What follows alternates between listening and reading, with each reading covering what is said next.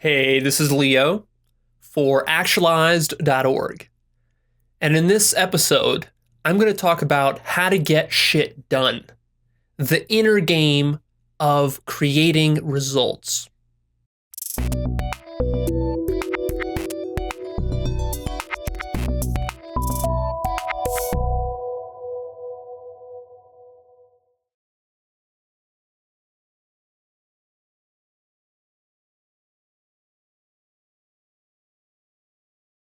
One thing that I notice looking at people around me is that generally speaking, people are really bad at generating results.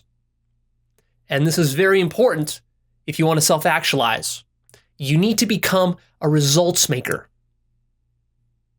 I don't know if you realize this, if you've noticed, but the world runs on results, right? Whether it's business, or money, or career, or fitness, or even your internal mood. All that stuff is a result. Everything that you're looking for in life is a result. So if you can't do this, if you're not a results maker and you don't have this in your pedigree to be able to go out there and achieve extraordinary results, uncommon results, then basically you're fucked in life. You see this? See how this is a very fundamental problem? And that most people who are having problems in life, like getting their finances together, or getting their relationship together, or getting whatever other facet of their life together, it's because they're poor results makers. It's not because they suck in that one particular facet, although that can certainly be the case, but it's more general than that. It's like you're just bad at making results happen. You're not a results maker. And you want this kind of pedigree so that you can say to yourself, you know, I've made big results happen in the past, whether it was my relationship or with my internal mood or with my finances or with whatever, and that I can trust myself to make big results happen in the future. This is like an attitude thing. It's an attitude you take towards life. So what I want to talk about here is I want to give you a little bit of deeper understanding of the mindsets and attitudes that a results maker takes towards life, why this is important, and then I want to give you a very juicy list of ways that you can adopt some of these results maker mindsets. I'm going to give you a whole nice juicy list. So when we talk about self-actualizing, when we talk about living up to your full potential, do you realize what that actually entails? That entails getting results.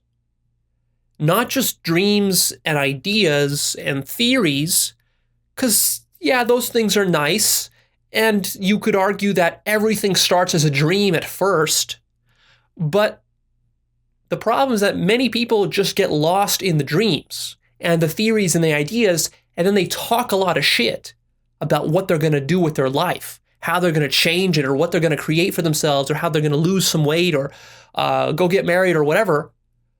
But then all that talk and all those dreams, they don't mean shit unless you know how to translate them into the real world.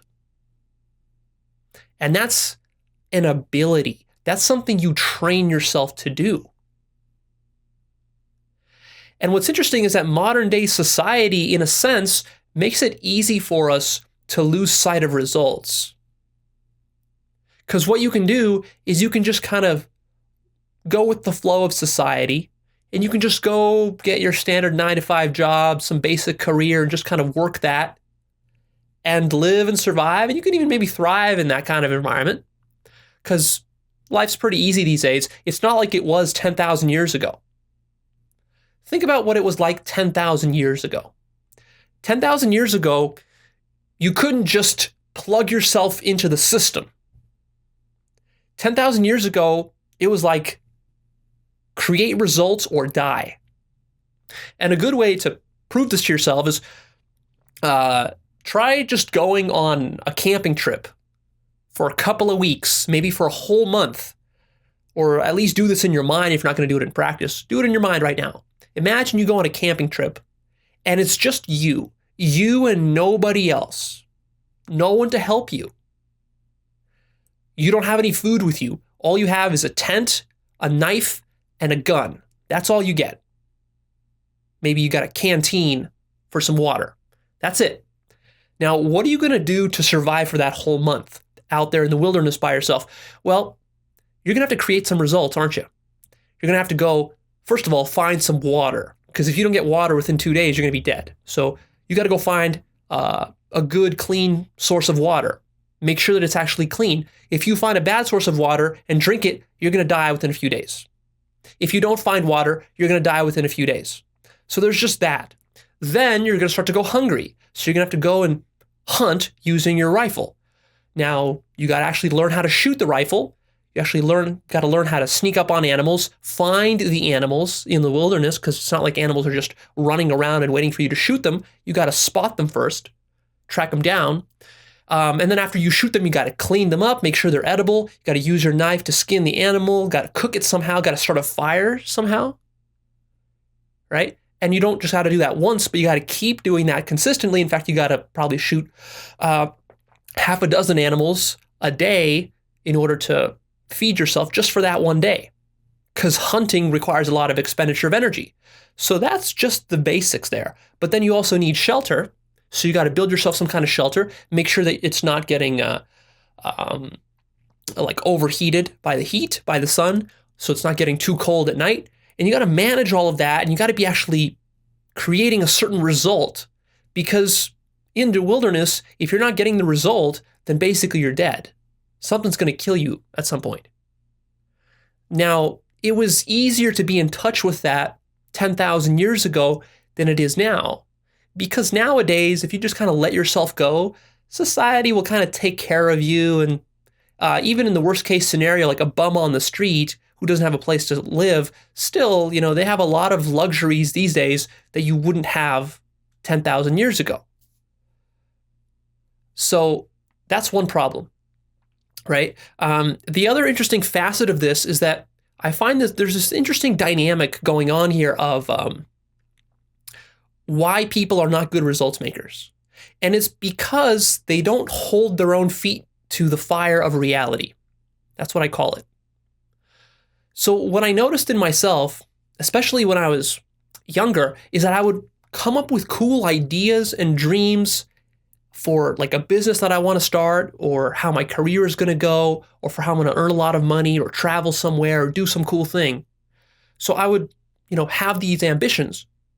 But then what would happen is that I would spend a lot of time thinking about this and planning it all out. But that was like me living in my little bubble, my fantasy bubble. It wasn't connected to reality anyway. My feet weren't getting held to the fire of reality. Then what happened is I was getting older and older and older, and I started to get out of college, and I started to actually have to go into the job market, find myself a real job, actually start paying my bills, that sort of thing. All of a sudden, it's like, uh-oh. Now the rubber meets the road. And now all my dreams are suddenly shattered and thrown out the window, because there's no way they could work in real life. Because now what happens is that the bubble touches the edge of reality. And when it does, it usually bursts because the bubble's not strong enough. And so what has to happen is that you have to kind of scramble, and you have to start to think, oh shit, how do I readapt my beliefs and my dreams and my ambitions to actually what will work in the real world? Because you try to get something to actually work in the real world, and you discover oh, well, the marketplace doesn't want this project that I was dreaming up. No one wants to buy it. Or it's well, I thought I could charge $1,000 for it, and it turns out that people don't even want to pay $50 for it. Turns out people don't even want it for free. Oh, I didn't anticipate that. Oh, that's how markets actually work? Shit. What am I going to do now? And now you have to scramble. And the interesting psychological dynamic here is that it's emotionally disturbing and uncomfortable for us to have our bubbles popped. We don't like it. We like to live in fantasy land. And so what a lot of people do, I suspect, is that they live in fantasy land, but then they never ground themselves, because this grounding process, it doesn't just happen once. You have to keep doing it again and again and again and again. And this is what a really good results maker is able to do, is he's able to hold his own feet to the fire. Whereas the other people, what they are is they're just dreamers. They're dreamers and they're big talkers and they talk a lot of shit, but they don't actually get anything accomplished. And I think that one of my personal strengths is that I am results oriented. And for me, this happened actually, there was like a shift in my life when this happened. Because I used to be a very big dreamer throughout middle school and high school and into college. And then after college, I had to get very serious, had to start going off on my own, leave the family nest. And this shift happened psychologically within me where I kind of had to bite the bullet and tell myself, shit, if I want these dreams to actually get accomplished, if I really value my dreams, then that means I have to be willing to do what's necessary to be done, and that's usually dirty work. I have to be willing to get into the mud, get myself dirty in order to translate the dream into reality. And that translation process, that's a very messy, dirty, emotionally difficult thing to undertake. Because what has to happen is, first of all, you have to be flexible enough to relinquish a lot of your fantasies and beliefs. Because here's the cool thing about reality, is that reality doesn't change for you. You got to change for reality. Now, there's really two options that you have. One is you can come up with all these cool dreams, and then when you try to implement them within reality, you see that, oh shit, it's not working. And then you have a choice. You could say, okay, it's not working, so let me just go and fantasize some more and forget about this whole thing of trying to make my dreams real. Let me just not do that. It's kind of painful, kind of unpleasant and uncomfortable. I don't want to go through all that. So that's one option. That's the emotionally easy option. Then there's the emotionally difficult option, which is to say, and this is the mature option, which is to say, man, I was really misguided about my understandings of reality. I thought this thing would fly. It's not going to fly, not even close. Shit. Let me go back to the drawing board. Let me think of a new idea. Let me not only just do that, but also let me introspect and analyze my own process. What kind of beliefs do I hold about the world which are making it impossible for me to make this project actually fly in the real world? Oh yeah, I've got a couple of those beliefs. I can see now how those beliefs are probably wrong, but man, I don't want to give up those beliefs. Oh man, but I have to give up those beliefs if I want to make this work.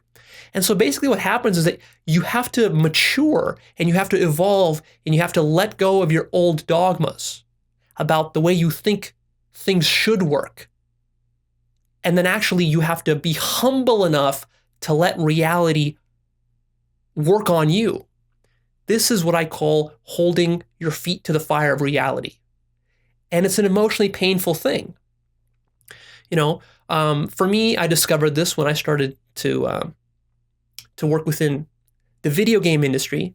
And one thing I wanted to create these cool games. But, creating cool games costs lots of money, takes lots of work. And what I quickly realized is that all my fancy ideas for games that I've been dreaming up for the last 5 or 10 years, that a lot of those are not going to fly. And I'm going to have to make a lot of sacrifices to make some of those work, right? And that's when my face, not just my feet, but like my face got smashed into reality. And that was painful and that was difficult. And it's disillusioning, right? Disillusioning. When people tell you that, oh, I used to be idealistic like you, but then, reality showed up and now I have to lower my expectations, lower my dreams and all that stuff. Well, you could do that. And some people, what they do is they just keep living in their fantasy bubbles. And then they don't actually admit to themselves that all the shit that they're fantasizing isn't getting translated into real results. It's interesting because I talked about the Claire Graves stages in my science versus religion video. So if you watch that one, then you know what I'm talking about here, which is stage green. Stage green is a certain stereotype of people. It's a certain level of psychological development. Actually, it's a pretty high level. Most people aren't even at green. But the green stage is stereotyped as the hippie or the new ager. And what's interesting about these people is that they really have this sense of concern for the world, right? So their circle of concern increases so that they don't just care about themselves selfishly, but now they care about other countries and societies and other people and even animals. So that's a cool thing.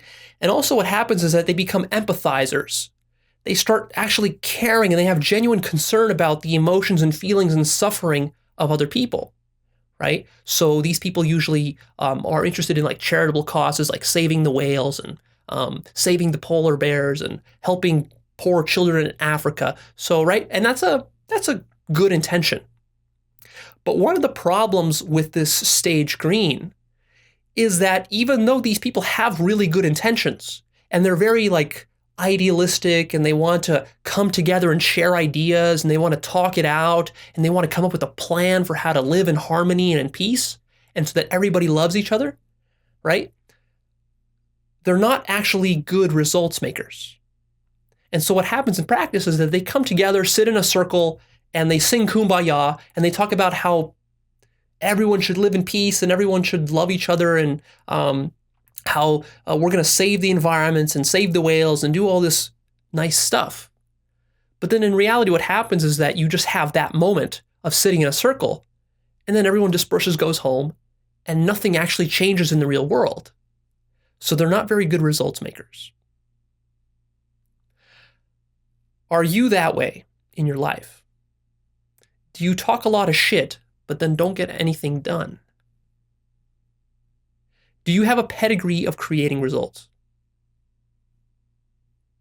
That's very important if you really want to create either success or even happiness. You might think like, well, happiness doesn't depend on creating all these tangible results, but actually it does. And in fact, these green hippie people who like to preach spirituality and how spiritual they are, and who also are very big into relationships. They also talk about, how connected they are to everybody else, and they very much value intimacy and relationships and communication. Well, these things, spirituality and relationships, these are actually categories within which it takes serious results making to get good results. It's one thing to talk about how you're going to have this loving relationship, and then it's another totally different thing to actually have a loving relationship and to actually engineer that, to design it, to make it happen. Because a loving, intimate relationship doesn't happen by accident. That takes a lot of skill to develop that. You need to develop yourself as a human being in order to be able to sustain a really high quality, intimate relationship. And a lot of times these hippie people, they might talk about relationships and how great they are, but then in practice you take a look at their lives and you see that, oh man, their relationships are shit. Or spirituality. They might talk about how spiritual they are and yada, yada, yada. Talk about chakras and energy and love and all these fancy spiritual concepts. But then you actually take a look at them. Are they actually spiritually developed? Do they actually understand? Are they conscious of their own ego and all the illusions that are happening there? And what you find is oftentimes they're not. In fact, what they're doing is they're using all this spiritual talk as a way to muddy the waters so that they can distract themselves from having to look at the fact that actually, in reality, they aren't spiritual at all. This is what I mean by holding your feet to the fire. What you need to do as a results maker, if you want to really be a results maker and self-actualize, you need to bite this bullet at some point in your life. And you got to say to yourself, man, okay, I can't be one of these people who just dreams shit up and then doesn't make it happen. I got to bite the bullet on this, and I got to get humbled by reality. Like if reality wants to beat my face to a bloody pulp, then I'm willing to take those hard knocks because that's worth it to me, because I actually care about getting my dreams realized. And then you actually got to take those knocks and pay that cost. And what that might mean for you is giving up some of your very cherished beliefs that you're clinging to, or reconciling some of the issues you've got with money, or the way that the economy works, or the way politics works, or the way that relationships actually work. Not your fantasy ideal of how love works and how everyone should love each other unconditionally, because that shit doesn't happen in real life in an intimate relationship. An intimate relationship is not unconditional love. It's a very selfish kind of love. It's really like a business negotiation is what it is. But do you have the balls to admit that to yourself? To admit that and then work within that and then transcend that?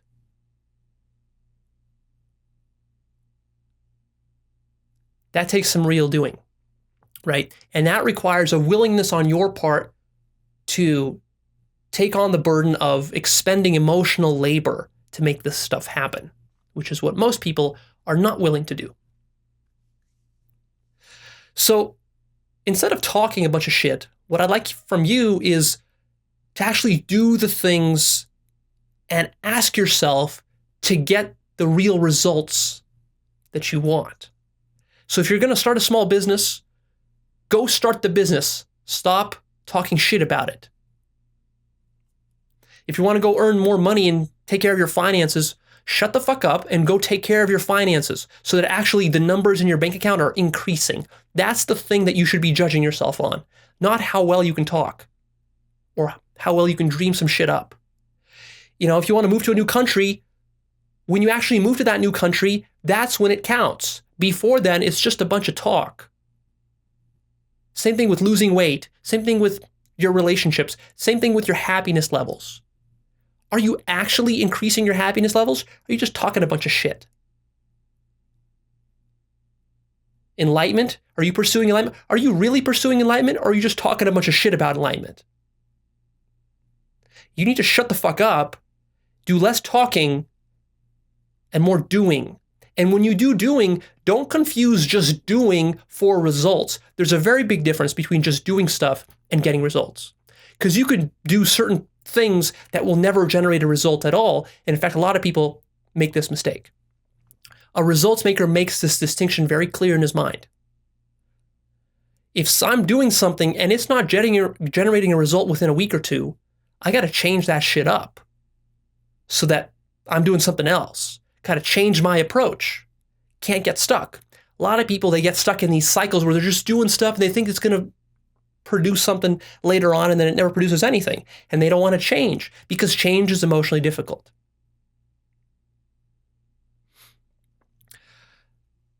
Now let me make the counterpoint, which is that some people might listen to this and say, okay, well, Leo, you're really hammering on results.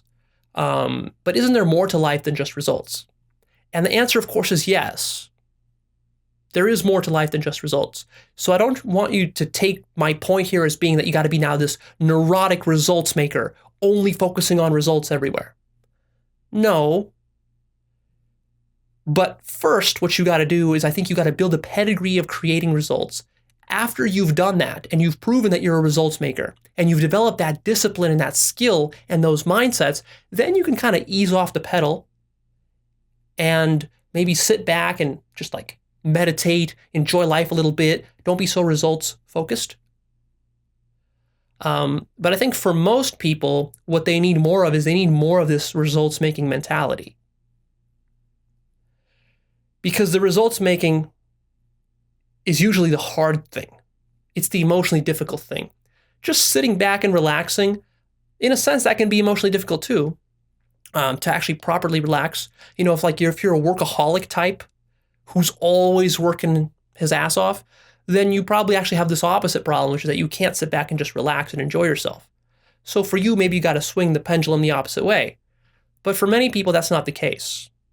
So I'm not telling you here to become a workaholic necessarily. You don't need to work yourself to death, but you do need to develop this kind of mentality. It's a mentality thing. So with that said, how do you actually do this? Let me give you a good, juicy list. Here's how a results maker thinks. So the first thing is that you actually have to value tangible results. This is a mindset thing, an attitude thing. So for example, if you're an employer and your employees are coming to you with stuff they're supposed to be doing for you, right? You have to be the one that actually sets the standard for tangible results being created. If you're an employee right now, well, one thing you can do is, again, you can start to value tangible results. Are the people around you creating tangible results? Are you holding yourself to that standard of, I got to create tangible results? Otherwise, I'm not really doing anything. That's the first thing. The second thing is you actually have to create shit. Seems a bit crass and oversimplified, but it really is this simple. Are you a creator in your life? Or are you doing something else? For me, I'm creatively minded. I'm also project minded. What this means is I see my life as a series of projects that I'm working on. And I find this is a very useful mindset for creating results. Because if you are like an average person who doesn't think about their life as a series of projects and instead just thinks of it like, oh yeah, I got my job and I'm just going to keep doing that while it pays me money and maybe later I'll get a new job and I'll just keep bouncing from job to job and just kind of survive that way. If you're that kind of person, you're going to suck at generating results. See, the way I think about it is like this. Okay, I got a project that's due 6 months from now. I got to release this product. If I create this product and I release this product, then I'm going to go on and create the next product. Then maybe I'm going to go create this business. Then I'm going to, start a new business 2 years after that, and so on and so forth. Those projects are like specific, tangible things I got to put out into the real world. Whether it's a website, a blog, a video course, a set of audios, a book I want to write, or whatever. That's how I think of my life, is like in terms of these milestone projects, which I want myself completing every 6 or 12 months or so, right? Some of them are smaller, some of them are bigger, but that's important. Start thinking of your life in terms of projects. What are you actually creating in the next 6 months? Is it a tangible thing? When it's a tangible thing, that means you got to actually make it, because then it's very clear in your mind that if you don't make it within the next 6 months, you failed. Now, if you never set that tangible thing in the first place, then it's like, well, you can't even tell whether you failed or not because you had nothing you were working towards. Another point, desire to impact people. For me, this is huge. Personally, this is the reason why I want to be a results maker, is because I want to actually change how people think and what they feel, and I want to change the world. To have an impact on the world, you need to actually create something. That is the impact. So by definition, you have to be a results maker if you want to create impact. Now, for me, that's because I actually want to change people. Or, I want to change something. Whether it's creating a more beautiful piece of art, or whether it's, writing a cool blog post, or creating a new video that's going to change someone's mind, right? The video has to be created in order for someone's mind to change. Someone's mind is not going to change just from me sitting and dreaming shit up. Most people, though, they don't care about impacting anyone.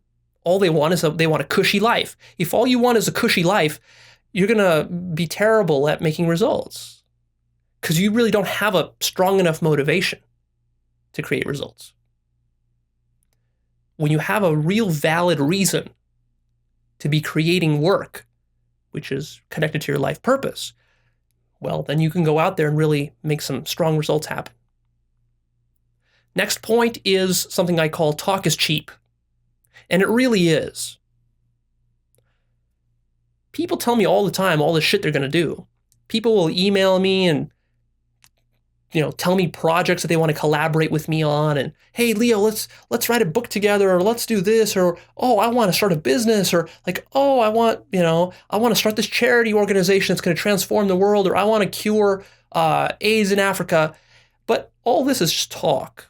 It's just talk. Like 1 in 100 people will be serious when they're telling you this stuff. The other 99%, they're just jokers, just talking shit. So in my mind, what I've done a long time ago is I've totally discounted talk. When someone tells me they're going to do something, in my mind, it means nothing. It's like empty, just sounds. Sounds. You're going to do something? Don't tell me you're going to do something. Go fucking do it. Don't tell me you're going to lose 20 pounds. Go lose the fucking 20 pounds. Then come talk to me about it. Don't tell me you're going to write a book. Write the book. Then come show it to me. Then we can talk. Oftentimes, talk is just a distraction from holding your feet to the fire. Another point is work for excellence. Value excellence for its own sake. Want to be putting out the best you can be putting out. It's crazy to me because I work with contractors sometimes that help me do stuff for my business. And I've worked with contractors for a long time in other businesses that I've had. And basically, they're either writing stuff for me or doing some coding or whatever task I have them do. But then they submit their work and their work is just like this sloppy work.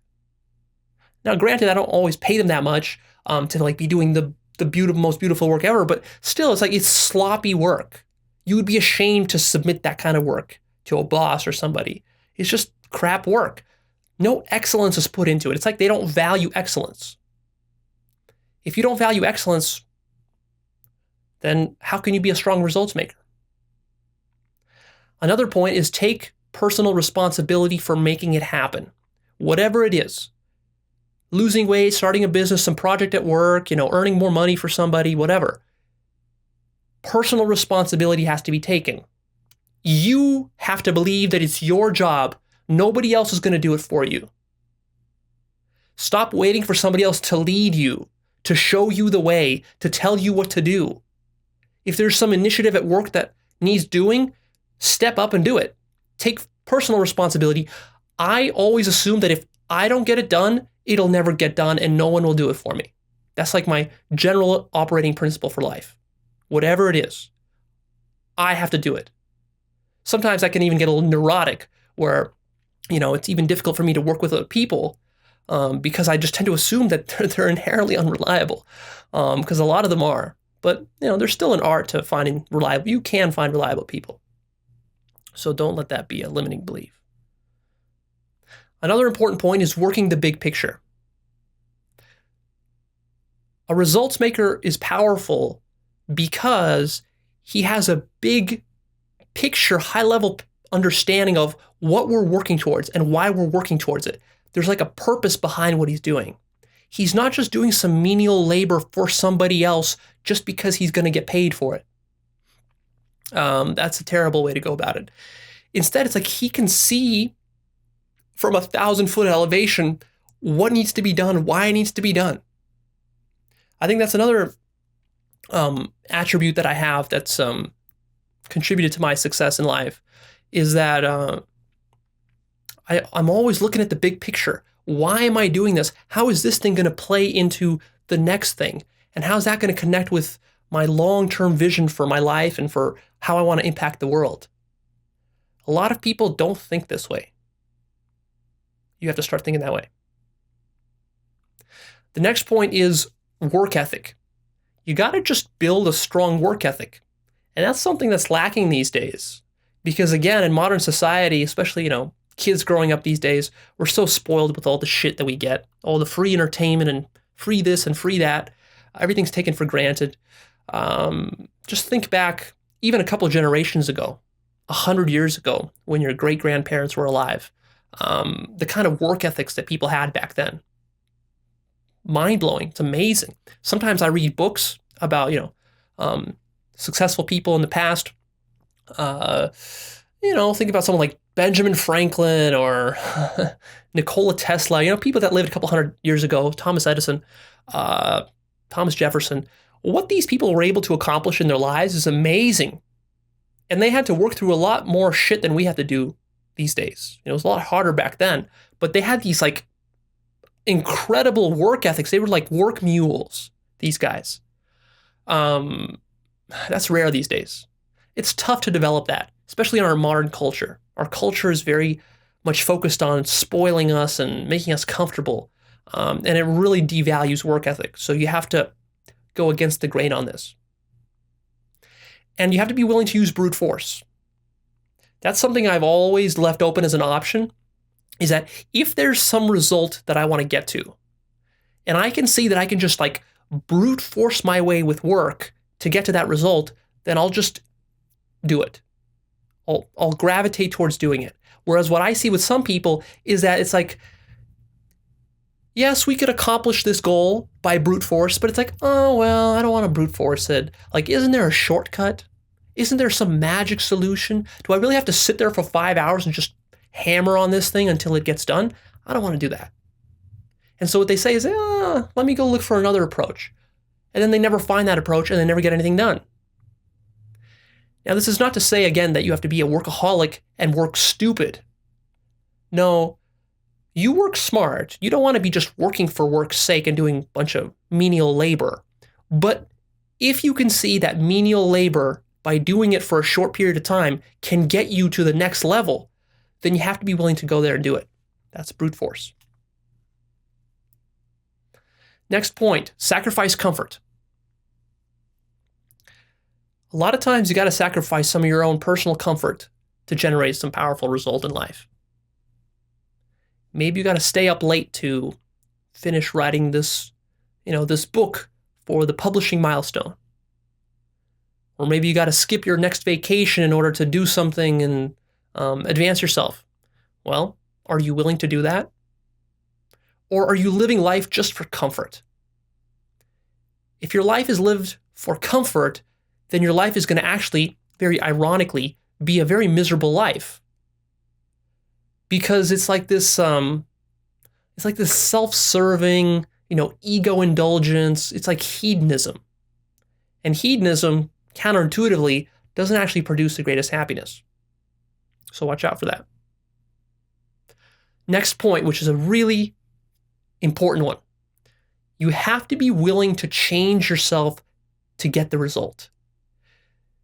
This right here is actually the whole foundation of Actualized.org, if you realize it or not, is that the reason we're growing and we're self-actualizing is so that we can produce better results, so that we can impact the world in a more powerful way. That, to me, is the nutshell of it. Most people are not willing to do this. Most people, they'll go as far as kind of getting up to their edge of their comfort zone and saying, okay, well, this is the edge of what I could possibly do. So that's it. That's it. I've maxed myself out. No, the real results maker, what he does is he says, well, right now I'm only capable of going here, but my result is like 5 steps beyond my current ability level. So what I'm going to do is I'm going to transform my entire psyche as necessary to get those 5 steps extra that I can't get to right now. Whatever it takes, building skills, reading books, taking coaching, seminars, studying, practicing, research, all that stuff. Not just that stuff. That stuff is basic. That's like a mandatory thing. You got to learn technical skills to get good at what you want to create. I'm talking about even going further than that, like dropping entire chunks of belief systems out of your worldview, like deep psychological changes, right? Changing how you view the entire cosmos, your thoughts on God and on physics and on science. All this shit I found has to be changed in order to really become an amazing results maker. And it's hard for most people to see that. Why are these changes necessary, right? These changes seem so deep and so abstract and so loosely connected to being able to generate practical results. But for me, it's all interconnected.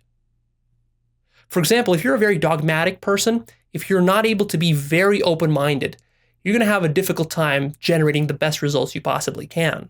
And most people are so dogmatic, they don't even understand what the word dogma means. And they will deny their dogmas till their death. To me, this is ridiculous, right? Because like I said, a long time ago, I made the decision that I'm going to align myself with reality no matter what the emotional cost is to me. I'm not going to try to preserve my ego and make myself more comfortable. I'm going to align myself with the harshest truths that are out there because I know that that's going to eventually pay off really big for me.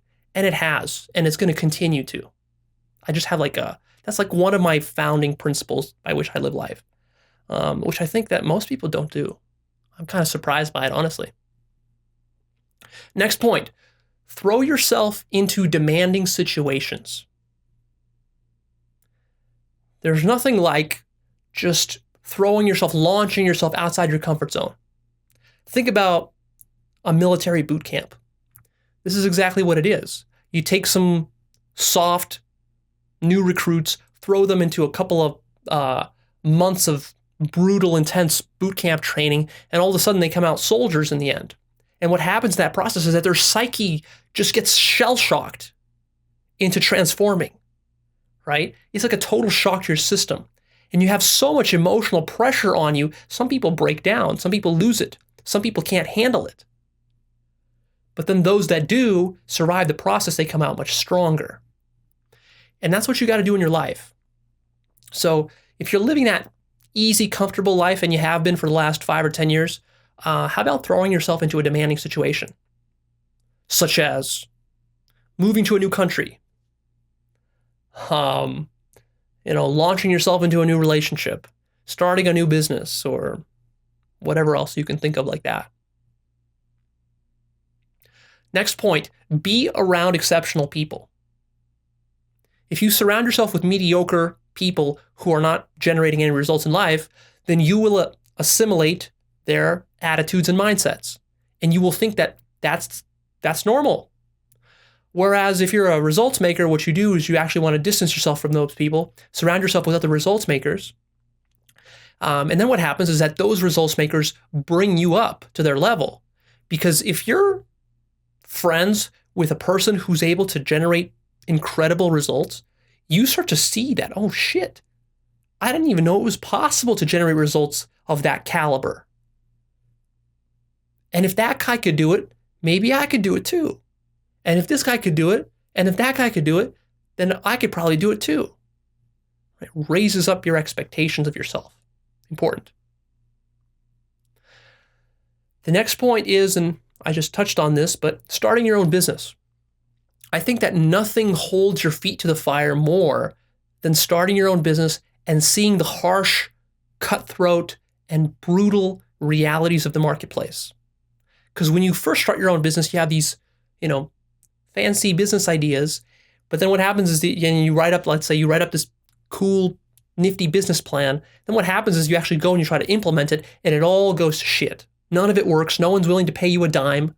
Your marketing doesn't work. You're not able to attract a single client. No one's interested in your stuff, even for free. They don't care. And then that's when you have that real big eye opener. It's like, oh shit, I really don't understand how the marketplace works. My understanding of the marketplace is so childish.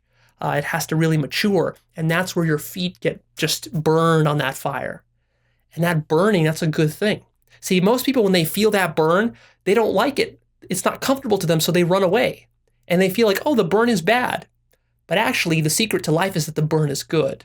You have to train yourself to love that burn in a kind of masochistic, sadistic sort of way, right? Just don't take it over the top. For me, starting my own business was really big. That was the point where I really took on the challenge, bit the bullet, and said, okay, I'm going to figure it out somehow, and I'm going to take full responsibility, right? And the stakes were so high that I had to figure it out, because literally, I left my 9-to-5 job, and then what happened was that if I was going to be earning money, if I wasn't going to be able to attract the clients and actually get dollars in my bank account, then I would be homeless within a relatively brief period of time. So that really lit a fire under my ass, and the stakes were high. And when the stakes are that high, then what happens is that usually your ego relents and it surrenders and it says, okay, I'll change myself to live. Right? I'll change myself to live. So take that leap if you really want to master results making. And the last point I'm going to say is think about your death. That's a little odd. Think about your death. How does that help you be a results maker? Well, for me, very directly. In fact, I find myself thinking about my own death on a daily basis nowadays. Like just randomly thinking about my own death, how I'm going to die. Like maybe I'll get killed by a meteor landing and smashing into the earth tomorrow, and I won't even wake up to know, I'll just burn away. Or some nuclear war starts while I'm asleep, and then I never even wake up to see it. To me, this is important because it shows me how little time I have to get shit done. I don't have eternity. I have a very short window within which to make my results happen. So this makes me focused on generating results, right? My own death. This is something that most people don't do. Is they don't really think about this stuff. In fact, they actively try to distract themselves from thinking about their own death, so that they can pretend that they have forever to live. And then, when they think that they have forever to live, they don't do anything. They piss away all their time, piss away their youth. And then when they're old and, in their 60s and 70s, then they start with all the regrets and all the shit that they should have done when they were younger and yada, yada. We know how it works, right? Don't fall into that trap. Think about your death often so that you're reminded of how little time you actually have. So that's my list. The point in all this, and what I want you to take away from this video, is simply that you need to get off your ass now. If you've been falling into this rut of watching a lot of Actualized.org videos, thinking that they're making you smarter and cooler and all this stuff, stop that shit. Take action on the things I'm telling you. Every video, you should be thinking about, how can I take action on it? And your ratio of watching my videos to taking action should be like 10 to 1. 10 times action taking, 1 part watching a video. Right? Whatever you want, what is it? A career, more money, relationship, happiness, meditate better. Decide the result that you want, make a project out of it, get off your ass, start doing it, hold your feet to the fire. Feel that burn and learn to love that burn. And also, I think you should check out my Life Purpose course, which I just released. Because this course is all about how to get the most important piece of this puzzle together for you. Life purpose. Talk about being a results maker. If you can find your life purpose and apply the principles that I talk about in so much depth in this course, over 20 hours of content. I think it's getting above 25 hours now, actually. Over 200 gigabytes, over 90 videos. And I'm going to keep expanding that into the future. If you start applying this stuff in your life and taking action on it, you're going to become one of the most extraordinary results makers in your life that you know, in your whole circle of acquaintances and friends, right? And the shit you're going to be able to achieve and the satisfaction you're going to get from being able to achieve it is going to be remarkable. It's really the pinnacle of life, is getting there. And I want you to get there. So there's so much material there. Go check it out. Maybe you're interested and it can help you to launch yourself into the next level. All right. I'm Leo. I'm signing off. That's it for this one. Post me your comments down below. Click the like button, please. Share this video with a friend. And then come check out Actualized.org. I have a free newsletter there. Other exclusive stuff you can find on the website. You can find the Life Purpose course there. You can find my book list there. So a lot of resources if you're really serious about getting some strong results in your life. Come check it out. I'll see you soon.